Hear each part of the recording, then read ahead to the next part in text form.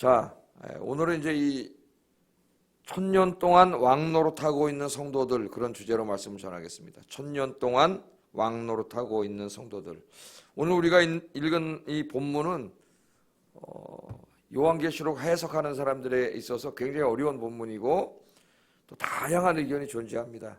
오늘 본문에 나오는 이 소위 말하는 천년 왕국, 천년 동안 왕노릇한다 하는 이 천년 왕국을 어떻게 이해하느냐에 따라서 요한계시록 해석 전체가 다 달라져요. 그래서 대체적으로 크게 나누면은 한 4가지 정도로 나뉩니다.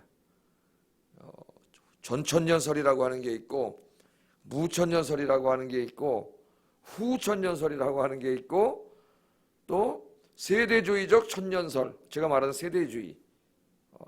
대체적으로 이제 뭐 다양하게 또 그 안에서 나눌 수가 있겠지만 크게 나누면 4가지 정도로 나뉘어져요. 그래서 요한계시록을 설명한 책이나 또는 해설한 책이나 주석서나 읽을 때는 조심해서 읽어야 돼요.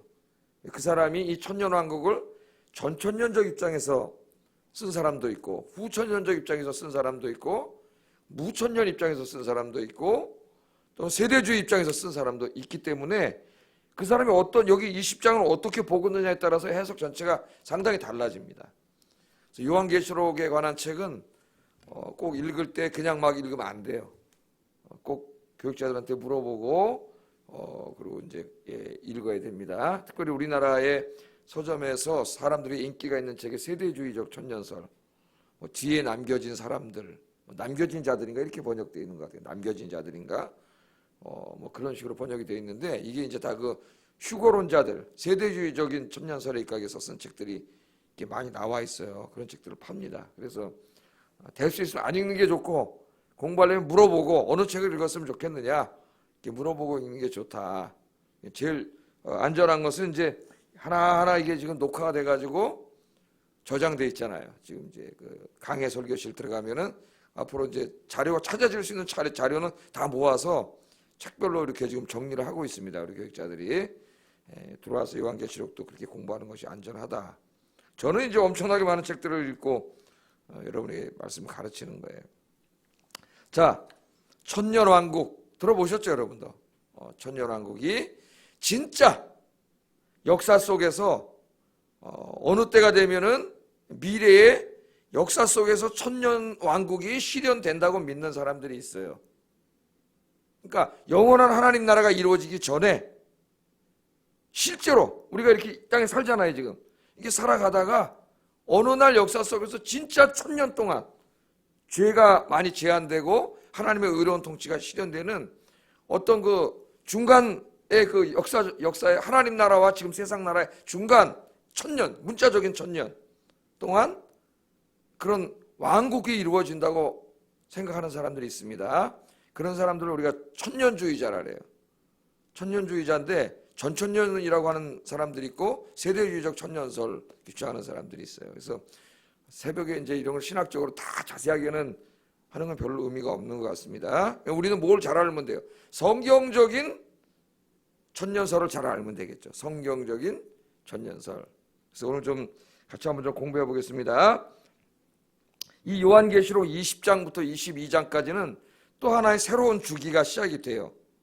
그래서 이제 7인, 7나팔, 7재앙, 이것이 다 어떻게 했습니까? 예수님의 초림부터 재림까지 있을 일들을 하나의 그 어떤 시각 속에서, 어떤 관점 속에서 이렇게 처음부터 끝까지를 한번 쫙 설명하는 그런 내용들이죠. 그런 내용들입니다. 그래서 7인은 뭐예요?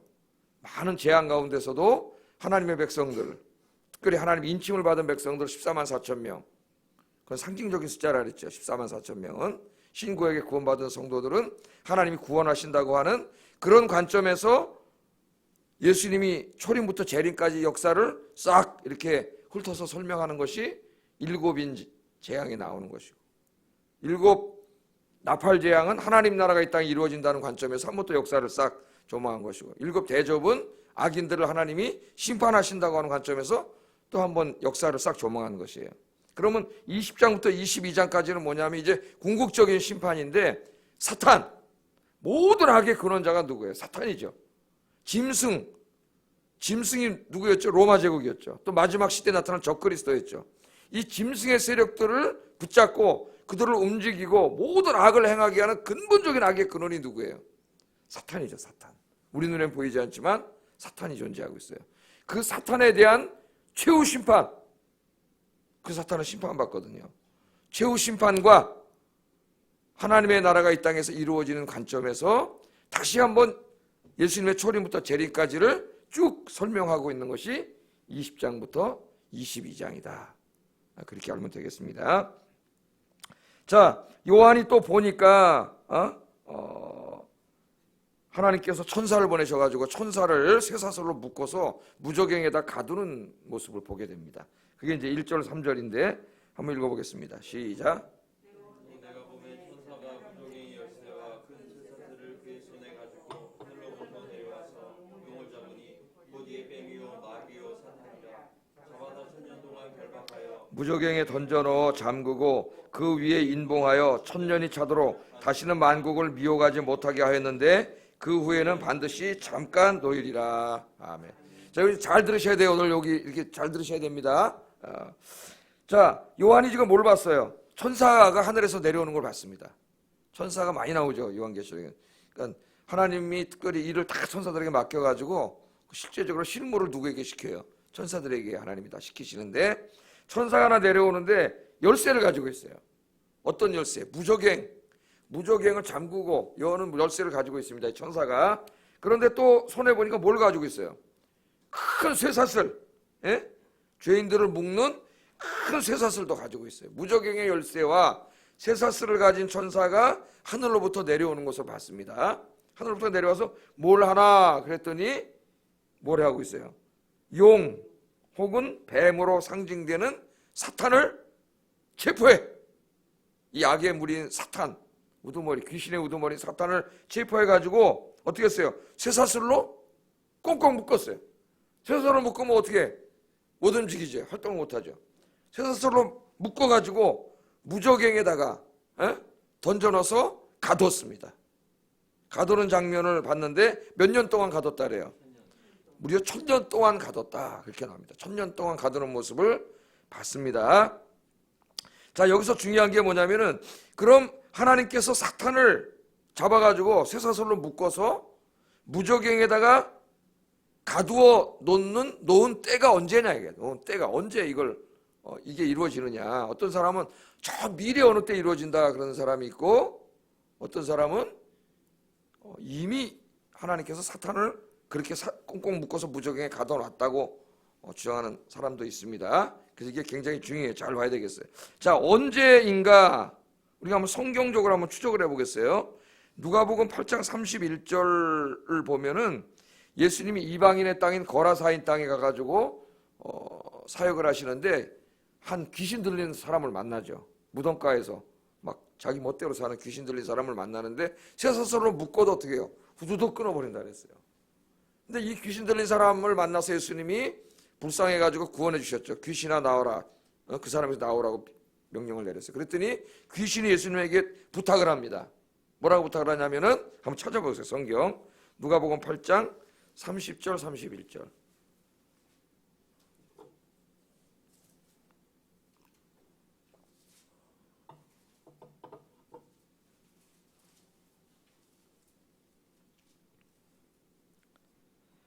자, 한번 읽어보겠습니다. 시작. 예수께서 내 이름이 무엇이냐 물으신즉 이르되 문대라 하니 이는 많은 귀신이 들렸음이라.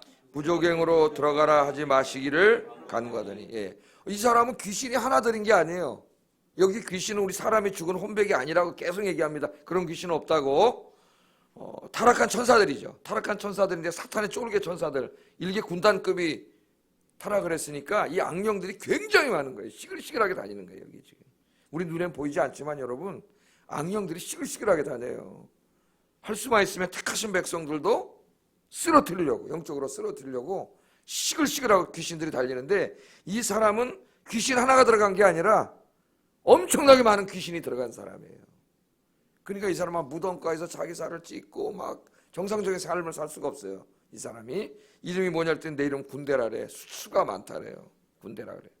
그러면서 예수님이 나오라고 꾸짖었더니 부탁을 했는데 뭐냐면 나를 무저갱으로 들어가라 하지 마소서 이렇게 부탁을 합니다. 예수님께 나를 무저갱으로 들어가게 하지 마소서. 무저갱에 갇혔어요 안 갇혔어요?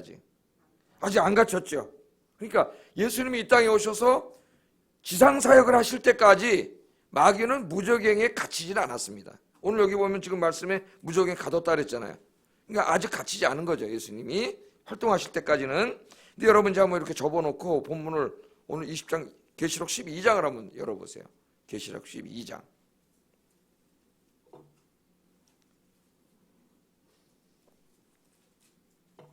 자, 거기 보면은 12장 4절에 보면은 사탄이 말이죠. 네? 사탄이 예수님이 태어나기만 하면 그 여인이 이제 아이를 낳는다는 거, 해산한다는 건 예수님 탄생하는 걸 상징적으로 그린 그림인데 예수님이 태어나기만 하면 어떻게 하려고 그래요? 죽이려고 그러고 있죠. 죽이려고. 예수님 죽이려고. 네? 예수님이 태어나기만 하면 죽이려고 그랬어요. 그거 우리 복음서에 먼저 그랬어요. 헤롯이라고 하는 사람을 통해서 모든 영아들을 다 죽여버렸잖아요. 그죠? 동방박사가 이제 왕으로 태어날 리가 어딨냐, 메시아로 태어날 리가 어딨냐, 유대인의 왕으로 태어날 리가 어딨냐. 그 헤롯이 깜짝 놀랐어. 유대인의 왕은 자기인데, 아니 유대인의 왕으로 태어날 놈이 있다는 거 반역이잖아요. 그래서 그 아기에게 나도 경배할 테니까 어디 있는지 좀 가르쳐달라 거짓말을 시켜서 죽이려고. 근데 이제 동방박사가 성령님의 인도를 받아서 왕에게 가자고 다른 길로 해서 집에 갔잖아요. 우리 거 잘 알고 있잖아요. 헤롯을 통해서 죽이려고 한 거죠. 예수님을. 예? 예수님을 죽이려고 했는데 죽였어요? 못 죽였어요? 못 죽였죠. 못 죽였습니다. 그러나 결국에는 유대인들을 선동하고 제사장들을 선동해가지고 예수님을 죽였어요. 육신적으로 죽였어요. 십자가에 매달아 죽였잖아요. 예? 십자가에서 죽인 다음에 사탄은 자기가 이긴 줄 알았어요. 승리한 줄 알았어요. 예? 그런데 이 요한계시록 12장 5절 한번 읽어보세요. 12장 5절 읽어보겠습니다. 시작.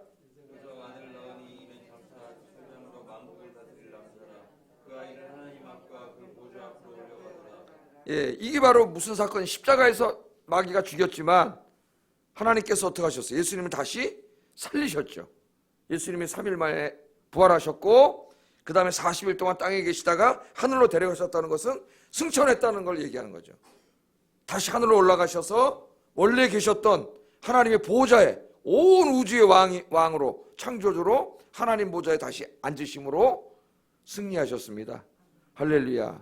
십자가는 결국 마귀를 심판하는 하나님의 승리예요. 십자가에서 마귀는 죽이고 야 내가 이겼다 이제. 예수님 죽었는데 자기가 어떻게 세상을 구원해 그랬는데 역설적이게도 예수님은 죽음을 통해서 온 세상을 구원하셨죠. 부활하시고 승천하셔서 하늘 보좌에 앉으셨어요. 하늘 보좌에. 자, 예수님이 하늘 보좌에 앉으셔서 이제 만왕의 왕으로 우주와 온 세상을 통치하는 자리에 앉으셨을 때 그때 하늘에서는 뭐가 일어나고 있었어요? 7절부터 12절, 12장 7절 12절 보면은 전쟁이 벌어지고 있어요. 전쟁이. 누구와? 하나님의 군대를 이끄는 미가엘, 천사장 미가엘과 천사들, 그리고 사탄과 사탄을 따르는 반역의 무리들 간에 하늘에서 영적인 전쟁이 벌어지고 있었어요. 그죠? 전쟁이 치열하게 벌어지고 있는데 예수님이 부활 승천하셔가지고 하늘로 올라가셔서 보좌에 앉으셔가지고 사탄을 어떻게 했어요? 심판하셔가지고 누가 이겨야? 미가엘이 이겼지. 예수님이 심판을 하시니까. 그래서 사탄은 거기서 패배하고 어떻게 됩니까? 어디로 쫓겨나요? 하늘에 더 이상 있지 못하고 땅으로 쫓겨내렸죠. 땅으로 쫓겨났어요. 자, 오늘 여기 20장에 하나님께서 천사를 보내셔서 사탄을 쇠사슬로 묶고 무저갱에 가두었다는 것이 바로 이 사건을 가리키는 거예요. 이때. 그러니까 예수님이 공생의 사역을 하고 있을 때까지는 무저갱에 가두지 않았는데 예수님이 십자가에서 죽으시고 부활하시고 승천하셔서 지금도 승천하셔서 하늘 보좌에 계시죠. 승천하시는 그 순간 마귀를 어떻게 한 거예요? 심판하신 거예요. 마귀를. 그래서 오늘 여기 다 상징적인 거죠. 뭐 진짜 무슨 쇠사슬을 묶었겠습니까? 이게 다 상징적인 그림이죠. 꼼짝 못하게 해놨다는 거죠. 예. 묶어서 무저갱에 가두셨다. 언제 이 일이 벌어졌다고요? 20장에 지금 무저갱에 가두는 게 예수님이 부활하시고 승천하셨을 때. 그게 어디 나온다고요? 계시록 12장에 미가엘과의 전쟁에서 지고 땅으로 쫓겨났을 때 그때의 사건을 다룬다 그렇게 이야기했습니다. 그럼 이제 두 번째로 또 우리가 알아야 될 게 도대체 무저갱에 갇혔다는 게 뭔가? 쇠사슬에 묶여가지고 무적행에 갇혔다. 땅속에 어떤 저 깊은 감옥에 갇혔다는 거 아니에요. 그죠? 쇠사슬로 묶여가지고 갇혔다. 그게 무슨 말인가?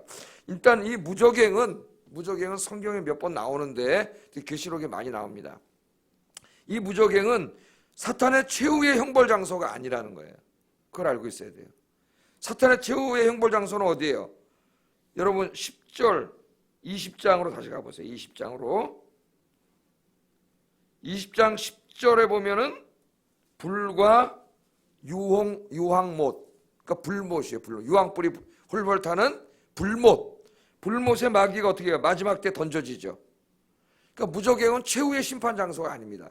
마귀가 최후의 심판을 받고 마지막으로 영원히 형벌을 받는 장소는 어디예요? 불못이에요. 불못. 무적행이 아니에요.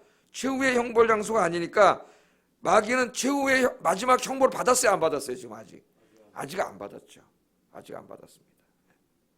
그러니까 무적행에 갇혔다는 거는 우리 굳이 비유한다면은 어떤 그 죄수가 있어요. 사형수가 있어요. 사형수가 있다고 한번 생각해 봅시다. 그럼 이제 사형을 받아야 되는데 아직 재판이 안 끝났어요. 미결수예요. 그럼 우리나라 어떻게 재판이 완전히 결정이 나야 형이 결정되는 거 아니에요. 아직은 미결수예요. 그럼 이 사람이 죄질이 살인을 했기 때문에 아직 미결수지만 이 사람 어떻게 잡아서 구속시켜 놓잖아요. 구속한 상태에서 죄가 심할 때는 불구속이 아니라 구속해 놓고 재판을 하지 않습니까? 그러니까 굳이 설명을 한다면은 지금 구속된 상태다 그렇게 보면 되겠습니다. 마귀. 똑같지는 않지만은 그 이제 재판에서 마지막 심판은 예수님 재림하실 때 재판하시잖아요. 그때 마귀는 이제는 어떻게 돼요? 붙잡혀가지고 유죄 판결을 받고 진짜 불못에 던져지게 되는 거죠. 그러니까 무적행은 최후 심판의 장소는 아닙니다. 두 번째 또 생각해야 될 게 무적행은 사탄을 가두어 놓는 실제적인 장소가 아니에요. 그럼 도대체 무적행이 어디 있을까요? 저 우주는 어디 땅을 한참 파고 들어가면 뭐 저 땅 속에 있을까요? 사탄은 영적인 존재인데. 그러니까 무적행은 실제적인 어떤 감옥을 말하는 게 아니죠. 또 쇠사슬로 마귀를 묶어놨다고 마귀를 영인데 어떻게 쇠사슬로 묶어놔? 그러니까 이게 다 뭐예요 지금 여기 용, 사탄 이런 게 다 상징이듯이 용과 뱀이 상징적인 거죠. 진짜가 아니라 이게 상징이듯이 뭐 열쇠를 가졌다는가 무슨 쇠사슬 또 무적행 이런 게 다 뭐예요? 상징적인 의미, 상징적인 의미. 그러니까 사탄을 쇠사슬로 묶어서 무적행에 가두었다는 것은 하나님께서 사탄이 마음대로 활동하지 못하도록 사탄의 힘과 활동을 제한시켜 놨다는 거예요. 제한시켜 놨다. 그러니까 사탄은 옛날만큼 강아지가 못해 지금. 하나님이 묶어놨어요. 사탄은 지 마음대로 날뛰지 못해요. 왜? 하나님이 허락하지 않으면 움직일 수가 없어요. 사탄을 묶어놓을 때 천사 하나를 보내서 하나님 묶어놓으셨죠. 천사 하나를 보내서. 하나님 직접 하시는 것도 아니고. 그래서 묶어놨습니다. 자, 그러므로 사탄은 아직 불못에 던져지지 않았기 때문에 활동을 해야 안 해요? 아직까지 활동을 하고 다녀요. 그런데 하나님이 그 힘과 활동을 극히 제한시켜놨어요. 힘을 많이 빼놨다는 거예요. 제한시켜놨습니다. 사탄은 그러나 여전히 활동하고 있다. 그럼 하나님께서 사탄의 힘을 왜 이렇게 확 빼놓고 상징적이죠. 쇠사슬을 묶어놓고 마음대로 못 움직이게 그렇게 해놓으셨는가? 목적이 뭐예요? 만국을 미혹하지 못하게 하려고요. 만국을 미혹하지 못하게 하려고. 그러니까 하나님이 왜 사탄을 그냥 확 잡아서 불못에 안 던졌느냐? 다 하나님의 이 구원 계획이 아직 이루어지지 않았기 때문에 잠깐 동안은 활동하게 내버려 뒀지만 그러나 마음대로 활동하지는 못하게 하기 위해서 그럼 우리가 예수를 믿을 수가 없어요.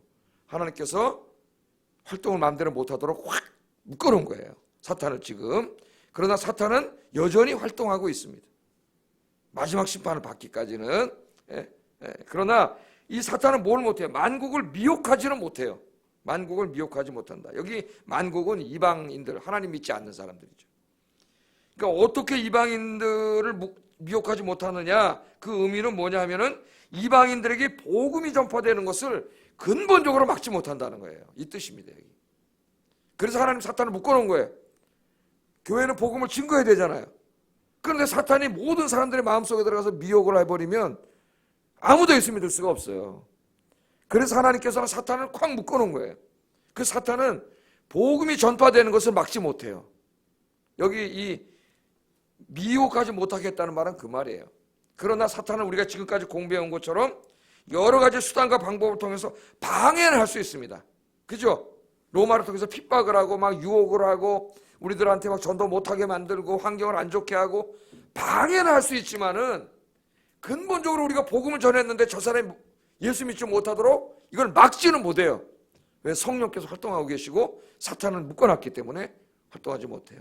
그래서 복음이 증거되면은, 복음이 전파되면은 복음을 듣는 사람이 구원받고 하나님께 돌아오는 역사가 일어납니다. 뭐 이슬람권도 마찬가지고 공산권도 마찬가지고, 그래서 복음은 하나님의 능력이에요. 하나님의 능력. 하나님이 묶어놓으셨어요. 그러나 방해는 하지만 근본적으로 막지 못하기 때문에 여러분 우리도 구원받게 된 줄로 믿습니다. 예? 여러분 우리나라도 한번 생각해 보세요. 옛날에 우리 조선시대 때 예수 믿는 사람 잡아다 죽여 대원군이 수만 명 죽였어요. 예수 믿는 사람들 잡아다가. 우리나라가 순교의 피가 흐르는 땅이에요. 그렇게 복음을 막으려고 했지만 막았어요, 못 막았어요? 못 막았지. 왜? 막을 수가 없어. 방해는 할 수 있고 막 그렇게 할 수 있지만 근본적으로 막을 수는 없어요. 그래서 이 복음은 땅끝까지 전파되게 돼요. 그래서 이 충성스러운 증인들을 통해서 하나님 어떻게 해요? 마귀에게 쏟고 있는 사람들을 다 구원하시는 걸 우리가 공부했죠. 교회 사명이 뭐예요? 증인의 사명. 예배와 증인의 사명이지 않습니까? 그래서 여러분 열심히 복음 증거하셔서 여러분 주변에 많은 분들을 구원하시기를 주의 이름으로 축복합니다. 아무리 완악한 사람, 저 사람은 절대로 예수 안 믿을 거야, 그런 사람이라 할지라도 복음이 들어가면은 마귀는 막지 못한다. 막지 못한다. 복음은 하나님의 능력이에요. 우리가 기도하고 복음을 증거하면 마귀가 아무리 까불어도 복음이 마귀를 이긴다는 거예요. 여러분의 기도, 예수의 이름으로 기도하고 예수의 이름을 증거하면은 마귀는 쫓겨나가는 줄로 믿습니다. 하나님은 우리에게 마귀를 제압하는 권세를 주셨어요. 마귀는 여전히 강해요. 하나님 힘을 제한해 놨지만 천사장이에요. 그 귀신들이 시글시글해요. 많아요. 그러나 우리 예수 믿는 사람들 안에는 하나님의 영이 계세요. 그래서 마귀를 제압할 수 있는 힘을 주셨어요. 마귀를 두려워할 필요가 없어요. 예수의 이름으로 여러분이 명하면 마귀는 쫓겨나갑니다. 예수의 이름을 전파하면은 마귀가 쫓겨나가고 그 사람 안에 성령이 들어가서 예수 믿게 되는 역사가 날 줄로 믿습니다. 오늘 이 말씀이 그래서 굉장히 중요한 거예요. 마귀가 어떤 상태에 있는가. 여전히 활동하고 있지만 예수의 이름으로 부장한 사람 앞에는 꼼짝하지 못한다. 복음을 막지 못한다. 방해는 할 수 있지만 복음을 막지 못한다. 어떤 사람은 마귀의 방해에 짓눌려가지고 전도도 하지 못하고 그렇게 사는 그리스도인들이 있어요. 예수를 쫓아내는 권세를 주셨는데도 그걸 자기가 모르고 마귀에게 짓눌려가지고 복음도 전도하지 못하고 마귀 무서워 사는 사람이 있다고. 기도의 능력, 예수의 능력으로 마귀 쫓아내고 많은 사람들을 구원하는 여러분 되기를 주의 이름으로 축복합니다. 자, 그 다음에 이제 또 요한이 보는 거예요. 사탄은 쇠사슬로 결박하여 무저갱에 가두는 환상을 본 후에 하늘 보호자를 봅니다. 예? 아, 사탄은 저렇게 하나님께서 이제 꼼짝 못하게 해놓으셨구나. 그리고 이제 그럼 하늘은 어떻게 되지? 하늘 보호자를 본 거예요. 하늘에서 어떤 일이 벌어지느냐? 4절 한번 읽어보겠습니다. 4절 시작. 또 내가 보좌들을 보니 거기에 앉은 자들이 있어 심판하는 권세를 받았더라. 또 내가 보니 예수를 증언함과 하나님의 말씀 때문에 목배임을 당한 자들의 영혼들과 또 짐승과 그의 우상에게 경배하지 아니하고 그들의 이마의 손에 그의 표를 받지 아니한 자들이 살아서 그리스도와 더불어 1000년 동안 왕노릇하나. 자, 요한이 하늘을 보니까 하늘에 영혼들이 있는데 누구 영혼? 첫 번째는 순교자들의 영혼. 우리 6장에서 봤잖아요. 기도하고 있던 순교자들의 영혼이 있고, 그 다음에 또 어떤 영혼들이 있어요? 짐승에게 절하지 않고 짐승의 표를 받지 않은. 요한계시록 언어로 말하면 믿음의 싸움에서 끝까지 싸워서 승리한 자들, 이긴 자들. 그들의 영혼들이 어디에 있나 봤더니 하늘 보좌 옆에. 이거 성경에서 뭐라, 네가 오늘 나와 함께 낙원에 있으리라 했으면 그랬죠. 우리가 낙원이라 그러죠. 낙원. 보통 천국이라고 사람들이 막 그러는데 정확히 말하면 이제 낙원이죠. 하늘이라고 해도 되고, 하나님의 하늘 보좌 앞에 그 영혼들이 있어요. 순교자들의 영혼, 지금까지 예수님 때문에 죽은 사람들의 영혼과 믿음의 싸움에서 끝까지 승리한, 그래서 구원받은 성도들의 영혼이 하나님 보좌 옆에 세마포 옷을 입고 그 영혼들이 거기서 있는데, 그 영혼들을 향하여 뭐라 그래? 살았다. 살아서 그 영혼들이 살았어. 에? 우리가 볼 땐 죽었다 그러잖아요. 돌아가셨다. 우리 아버님 어머니 돌아가시고 다 죽었어요. 그래서 우리는 죽었다 그러는데 실제로는 죽은 게 아니라 그 영혼들이 살았어요. 살아계세요. 살아서 지금 하늘 보좌에 계세요. 그 영혼들이. 거기서 뭐하고 있어요? 1000년 동안 왕노릇하고 있다. 1000년 동안 왕노릇하고 있다. 그러니까 저희 아버님 어머님도 돌아가셨는데 믿음의 싸움에서 승리하고 돌아가셨으니까 지금 이 무리들 중에 계시겠죠. 거기서 지금 1000년 동안 왕노릇하고, 왕이에요, 왕. 예? 이 땅에서는 가난하게 살고 힘없이 살았지만은 하나님 나라에서 지금 뭐가 됐어요? 왕이 돼서 주님과 함께 지금 통치하고 있어요, 온 우주를. 그 그림을 지금 본 겁니다. 자, 여기 이제 여기서 천년왕국이란 말이 참 나와. 성경에 딱 한 번 나와. 1000년 동안 왕노릇한 천년왕국. 그래서 여기를 해석할 때는 여기서만 가지고 문자적으로 해석하면 안 돼요. 성경 66권 전체와 어울리게 해서 그래야지. 자, 여기 천년왕국에 보면은 이 사람들이 살아서 왕노릇하는데 이는 첫째 부활이라 그렇게 얘기를 합니다. 천년론자들은 간단히 말하면 한번 여기 보겠어요, 그림을. 복잡한 설명은 안 하겠습니다. 자, 천년론자들은 우리는 어떻게 해요? 우리가 이렇게 교회 시대에 이렇게 살고 있다가 어느 날 예수님이 재림하시면 영원한 하나님의 나라가 되잖아요. 우리 그렇게 알고 있잖아요. 좀 이따 보겠지만. 근데 이 사람들은 예수님이 재림하실 때 성도들이 부활해가지고 이 땅에 하나님 나라가 임하기 전에 진짜 문자적인 천년이 이루어진다는 거예요. 그래서 여기 구원받은 사람들이 이 천년왕국에서 1000년 동안 진짜로 왕노릇 한다는 거예요.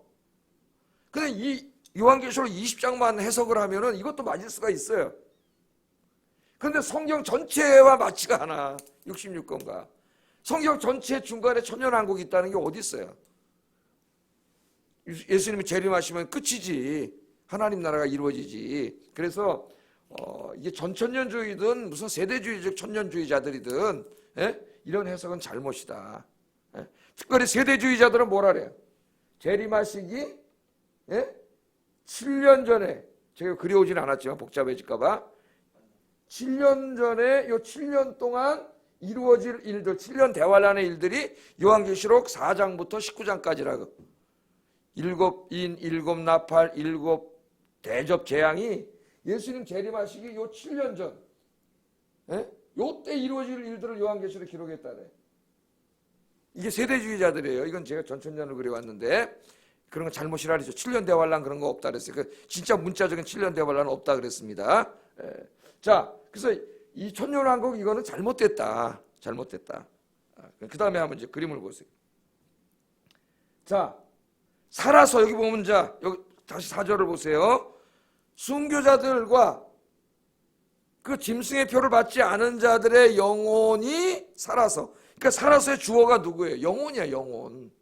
부활이 아니에요. 우리의 부활은 육체의 부활을 믿어요. 근데 여기 보면은 지금 살아서의 주어가 누구냐면은 순교자들의 영혼과 짐승의 표를 받지 않은 자들의 영혼이 살아서야. 그러니까 부활이 아니죠. 부활은 육신이 부활해야 되죠. 그러니까 이건 무슨 말이냐면 우리가 지금 죽었다고 생각한 그분들, 먼저 가신 우리의 부모님들, 조부모님들이 실제로는 죽은 게 아니라 하늘에 지금 살아계신다는 거예요. 그것을 죽었다 그러지 않고 하나님은 살아있다 그래. 그 생명의 본질이 살아계시잖아요. 지금 기도하고 계시고 거기서 왕노릇하고 계시잖아요. 그래서 그 영혼들이 살아서 지금 왕노릇하고 계시는 거예요. 지금. 그러니까 여기서 말하는 천년은 예수님의 초림부터 재림 시기까지 이 기간을 말하는 겁니다. 이 기간. 따로 천년이 있는 게 아니고 상징적인 기간이에요. 재림까지 이 기간이 바로 교회 시대가 천년왕국이니까 지금 우리가 살고 있는 게 우리가 언제 살고 있는 천년왕국이에요. 지금이.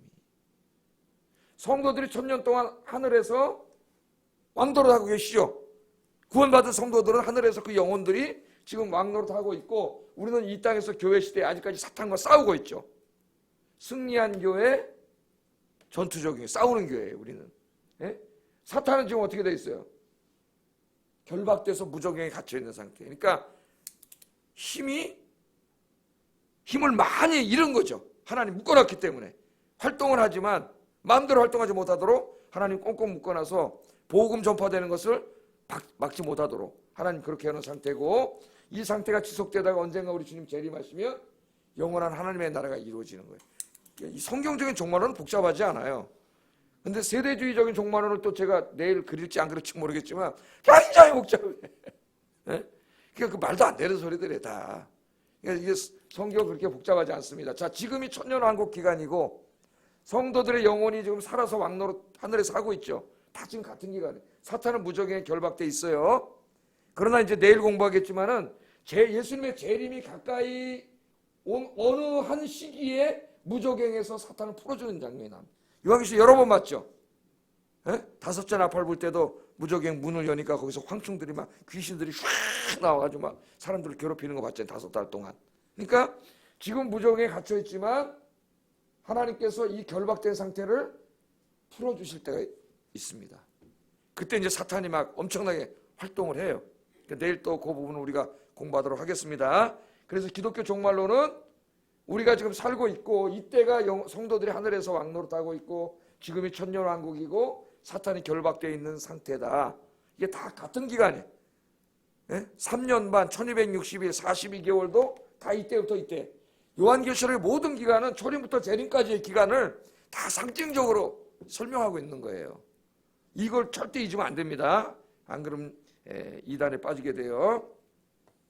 자, 그런데 그러면 또 한 사람들이 있네. 다른 사람들이 있어요. 5절에 보니까 천년이 차기까지 살지 못한 사람들이 있어요. 5절 한번 읽어보겠습니다. 시작. 그 나머지 죽은 자들은 그 천년이 차기까지 살지 못하더라. 아멘. 끝까지 믿음으로 승리한 사람들은 하늘에 가서 지금 살아서 왕노릇하고 있는데 구원받지 못한 사람들은 살지 못한 상태에 있다. 천년 동안. 그러니까 예수 안 믿고 지금 구원받지 못하고 죽은 사람들은 음부예요. 음부가 어디 있는지 모르지만은 음부에 가서 고통당하고 있는 거예요. 지옥은 아니지만 불못은 아니지만 불못과 거의 유사한 고통의 장소에서 고통당. 그 살아있는 상태가 아니에요. 죽은 상태는 마찬가지예요. 그러니까 여러분 우리가 언제 구원해? 이 땅에 생명이 붙어 있는 동안 전도해야 되는 거예요. 가톨릭은 연옥을 만들어놨어요. 연옥 있어요, 없어요? 없어요. 이 하나님 나라에 가지 못하는 예수 교회는 댕겼는데 정말 교회는 댕겼는데 나이롱 신자들 이것도 지옥 갔다 그러기도 뭐하고 또 천국 갔다 그러기도 뭐하고 그러니까 아니 중간 상태를 하나 만들어 놓은 거야. 중간이 뭐예요? 연옥이지. 그 연옥에 가가지고 엄청나게 거기서 고통당하고 그러다가 거기서 잘하면 또 천국 갈 수 있다고 가르치잖아요. 중세 때는 어떻게 거짓말 시켰어요? 당신의 부모님들이 연옥에 있는데 교회에다 헌금 많이 내면은 헌금 바구니 쓸 돈이 땅 풀어지는 순간 당신의 부모님은 연옥으로 갑니다. 그래서 심지어는 나중에는 얼마나 이 미신화되고 거짓말 시켰냐면은 예를 들어 헌금을 1억 원을 냈다. 그럼 뭐 연옥에 있는 기간이 10년으로 단축되고 10억 원을 냈다. 그러면 1년으로 단축되고 이런 식으로까지 거짓말을 시켰어요. 그게 자식된 입장에서 그 당시에 성경도 다 라틴어로 돼가지고 평신도는 성경을 읽을 수가 없어. 무슨 말이 써있는지 몰라. 그래서 속은 거예요. 그럼 우리 부모님 지금 연옥에 가 있다는데 신부님들이 연옥에 가 있다는 거예요. 근데 헌금을 1억 내면은 연옥에 있다가 천국으로 싹 이사 가신다는데 헌금 내겠어요? 안 내겠어요? 자식된 입장에서 내겠죠. 그렇게 해서 돈을 거둔 거예요. 왜 돈을 거뒀어요? 교회 지으려고. 교회를 지금 여러분 저 이태리나 이런 데 가서 보면 다 성당이 막 어마어마한 성당 거기 예배 드려야 안 드려요? 예배 안 드려요. 없어. 사람도 관광지로 전락해버렸어요. 그거 짓겠다고 돈을 그 거짓말을 쳐가지고 다 뽑아다가 맨날 징계 교회 건물 그냥 화려하게 누가 더 화려하게 짓냐 이 짓 한 거 아닙니까 중세? 근데 요새 개신교도 그러고 있잖아요. 누가 더 큰 교회 짓냐 경쟁하고 있습니다. 누가 더 비싼 교회 화려한 교회 짓고 있냐 똑같은 짓 하는 거예요 지금. 그 뭐예요? 미국에 가서 보세요. 그 큰 교회들이 지금 다 망해가지고 사람도 없어가지고 8월거나 세주거나 제가 다니는 훌러신학교 옆에도 회중교회 큰 게 몇십 년 전에 몇천 명 모였다 그래요. 제가 학교 다닐 때는 노인들 한 30명 정도 모임. 교회가 유지가 돼야 안 돼. 그거 안 되니까 훌러에 세를 줘가지고 거의 훌러신학교 다 써요. 그 채플실을. 아마 지금은 다 돌아가셨겠지. 내가 거기 간 지도 20년이 넘었으니까 아마 훌러에 샀을 거야. 아마 내가 보기에는. 그렇게 되는 거죠. 어리석게. 자, 그래서 연옥은 없습니다. 지금 예수 안 믿고 죽었어. 그러면 예수 믿고 죽은 사람은 하늘에서 살아서 왕노릇하지만 안 믿고 죽은 사람 1000년 동안 지금 지옥 음부에 갇혀 있다가 예수님 재림하시는 날 안 믿는 자도 부활해요. 부활해가지고 영원한 하나님 나라에 참여하는 게 아니라 영원한 불못에 사탄과 함께 떨어지는 거예요. 그러니까 이게 전도가 얼마나 시급한 일이냐 이거예요. 그가 내 가족이고 내 친척이고 내 친구고 이웃이고 내 동료인데 정말 우리가 이걸 믿는다면은 전도를 안 하는 건 너무나 이상한 거예요. 이건 너무나 이상한 거죠. 정말 하나님 볼 때. 그래서 어떤 사람이 천국과 지옥을 믿는다고 하면서 전도하지 않는 사람은 이상한 사람이라 그랬습니다. 이상한 사람. 예? 그건 정말 이상한 사람이잖아요. 이걸 정말 다 믿는데도 전도를 안 해?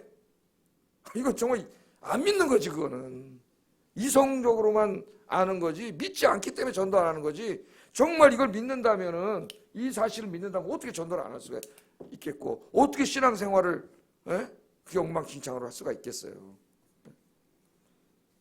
여러분들 천국과 지옥이 있습니다. 우리가 천국이라고 소위 말하는데 기회는 살아있을 때밖에 없어요. 이 땅에 살아있을 때 열심히 전도해서 여러분 사랑하는 사람들이 한 명도 저 불행한 일을 당하지 않도록 그러라고 예수님이 2000년 전에 십자가에서 자기 생명을 주셨잖아요. 지금 기회를 주시잖아요. 지금도 기다려주고 계시잖아요. 예? 열심히 예배드리고 신앙생활하고 전도하시는 우리 아현교 성도님들 되시기를 주의 이름으로 축복합니다. 6절 마지막으로 읽겠습니다. 6절 시작.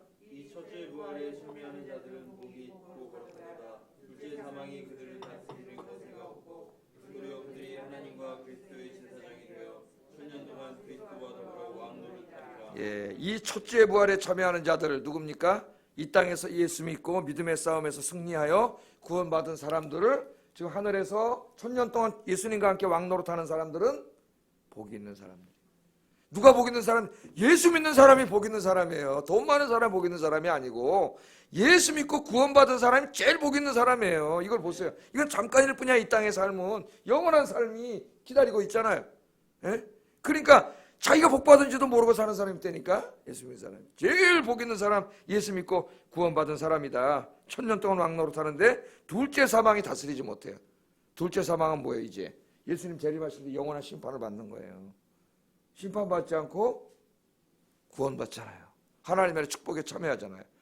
이 구원받은 사람이 제일 복받은 사람. 그러니까 여러분 어깨를 피시고 여러분 제일 복받은 사람이에요.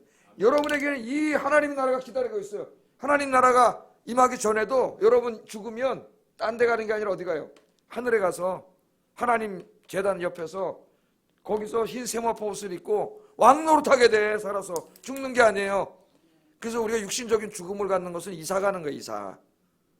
허름한 집에 살다가 비새는 집에 살다가 100평짜리 아파트로 이사 가는 거나 마찬가지예요. 그래서 죽는 날은 그리스도인에게 이게 우리 인간으로도 이제 서로 만날 수 없기 때문에 슬프지만 슬프죠. 인간으로 너무 슬프고. 그러나 사실은 이사 가는 날이에요. 더 좋은 것으로. 그래서 주 안에서 죽은 자는 복이 있도다. 여러분 죽은 자를 복되다고 하는 종교 철학은 없습니다. 이 세상에. 기독교밖에 없어요. 그런데 장례식 때 제가 그 설교를 해요. 주님 안에서 죽은 자는 복이 있습니다. 그분이 어디 가셨어요? 비세는 이 땅 집에서 살다가 저 지금 100평짜리 아파트로 너무나 좋은 곳으로 하나님 품으로 이사 가셨단 말이에요. 우리가 믿음이 없어서 잘 못 느껴서 그렇지. 그러니까 누가 제일 복받은 사람이에요? 예수 믿고 구원받은 사람. 이 사람이 제일 복받는 사람. 오늘 새벽에 나서 기도하는 여러분들은 제일 복받은 사람인 줄로 믿습니다. 예, 기도하겠습니다. 자, 이 말씀을 우리가 생각할 때 신앙생활을 게을리할 수 없어요. 주님 앞에 갈 때까지 더 열심히 예배드리고 봉사하고 신앙생활 열심히 하게 해주세요. 두 번째, 이 말씀을 믿을 때 전도하지 않을 수가 없습니다. 안타까워서 내 주변의 사람들 정말 열심히 전도하게 주님 도와주시옵소서. 함께 기도하겠습니다. 사랑과 은혜가 충만하신 아버지